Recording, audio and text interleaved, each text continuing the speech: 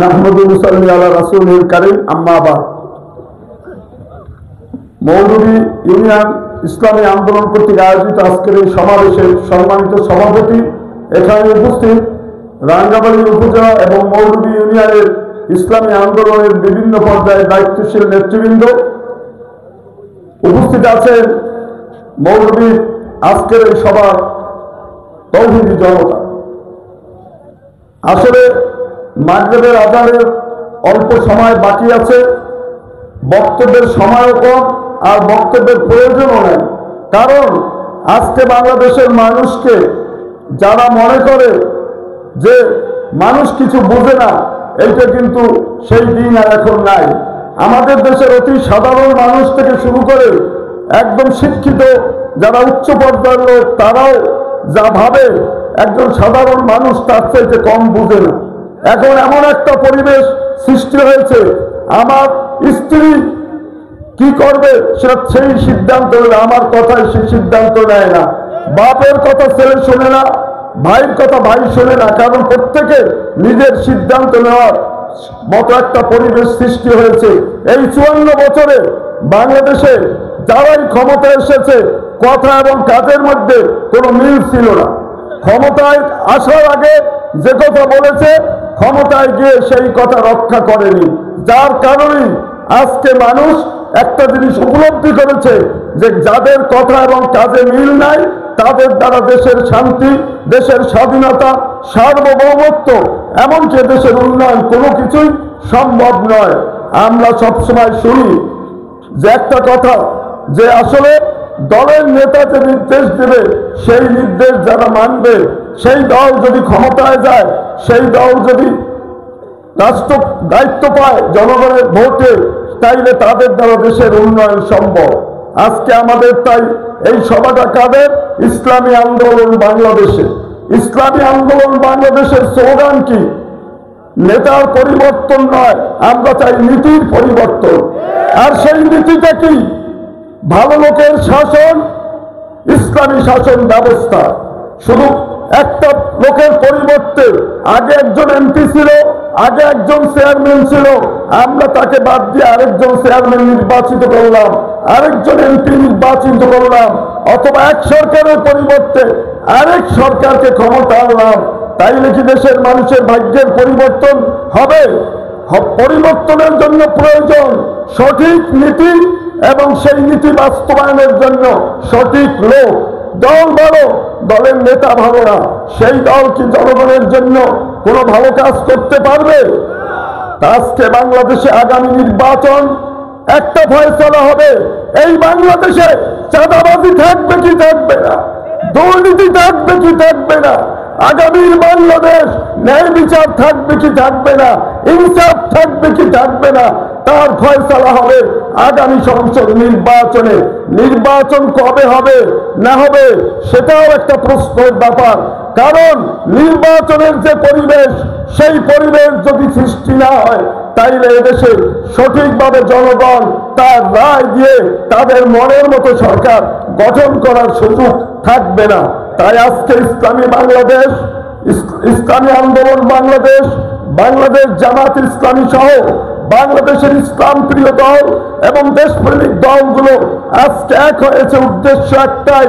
এই 54 বছরে বাংলাদেশের মানুষ বারবার স্বপ্ন দেখেছে আর বারবার তাদের স্বপ্ন ভঙ্গ হয়েছে।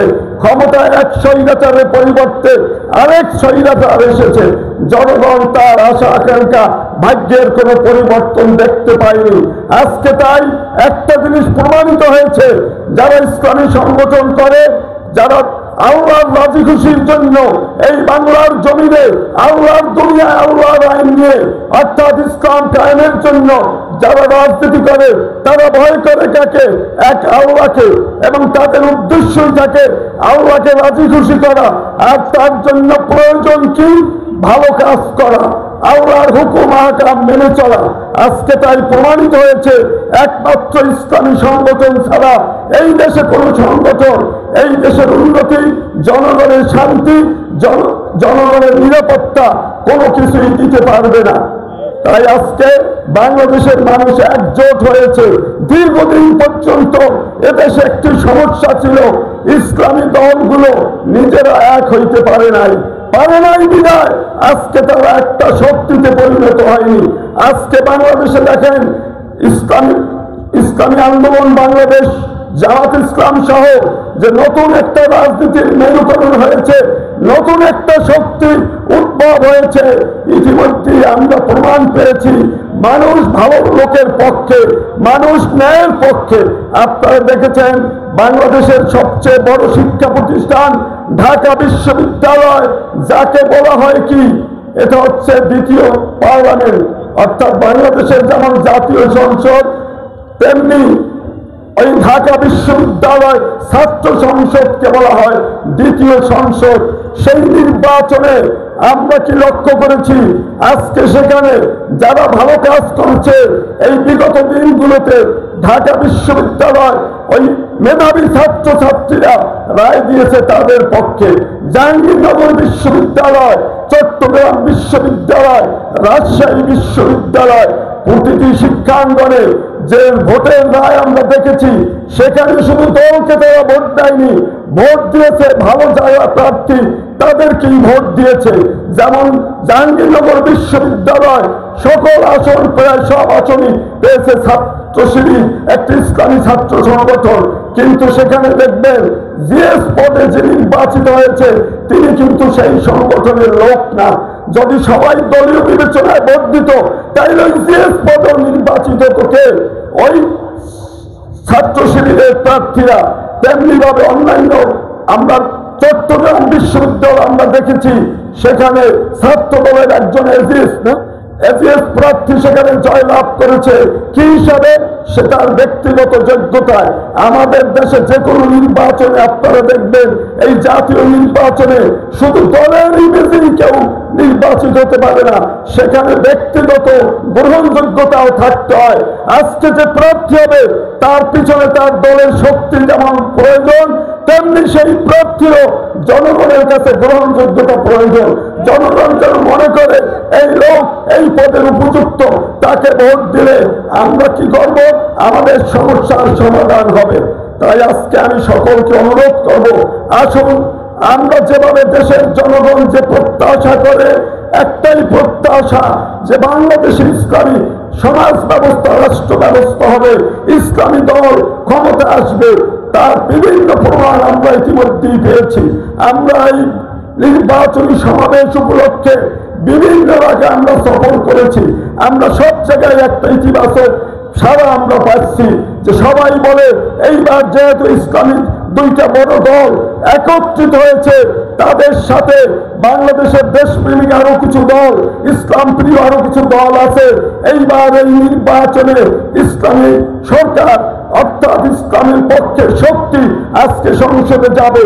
আমরা আমাদের নিজেদের জন্য রাজনীতি করি না, আমাদের আদর্শ হচ্ছে কি, ওই কোরআন হাদিসের আলোকে আমরা রাষ্ট্র ব্যবস্থা পরিচালনা করতে যাই।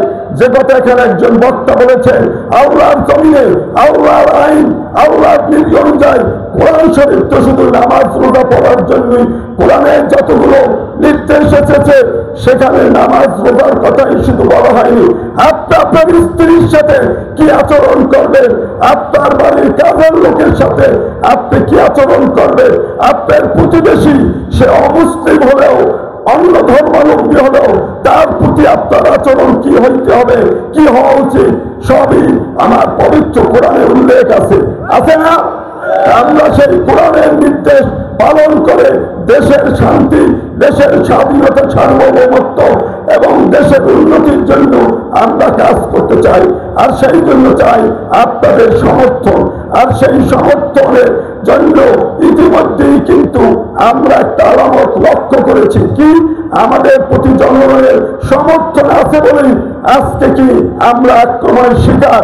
আমরা কি আজকে আমাদের প্রতিপক্ষ আমাদেরকে হিসাব করতে হয়। আজকে কি জন্য তারা ভাবছে এবং জনগণের যে মনের অবস্থা এইটা উপলব্ধি করে আজকে ইসলামী আন্দোলন বাংলাদেশ সহ অন্যান্য দলগুলো মিলে আজকে যে একটি ঐক্যবদ্ধ নির্বাচনের পরিকল্পনা সামনে আছে।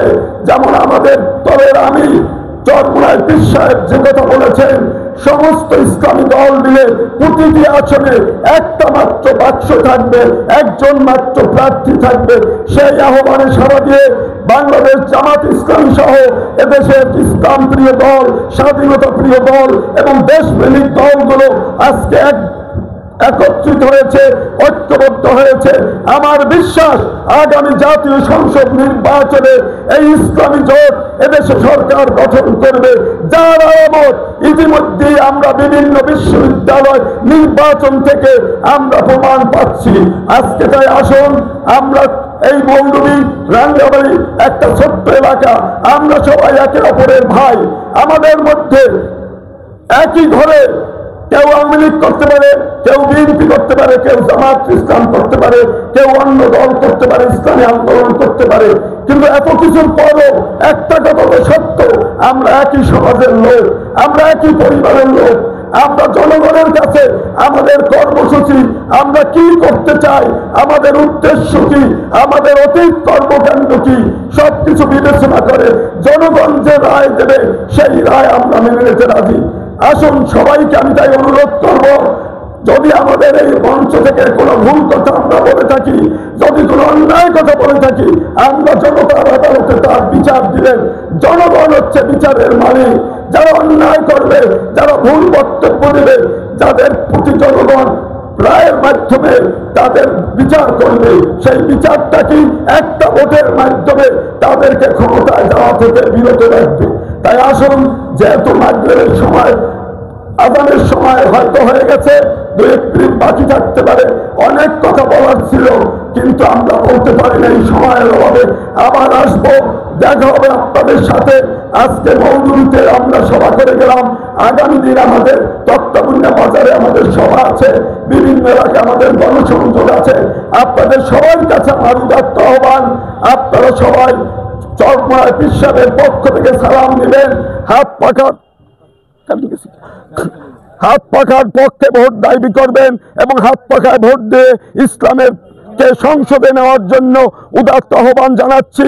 এবং আপনাদের মাধ্যমে যারা এই সভায় উপস্থিত হতে পারেনি, আমার যেসব মা বোনেরা আজকে এখানে উপস্থিত নেই, তাদের সবার কাছে আপনাদের সালাম পৌঁছে দেবেন এবং হাত পাখার জন্য ভোট চাইবেন এবং দোয়া করতে বলবেন।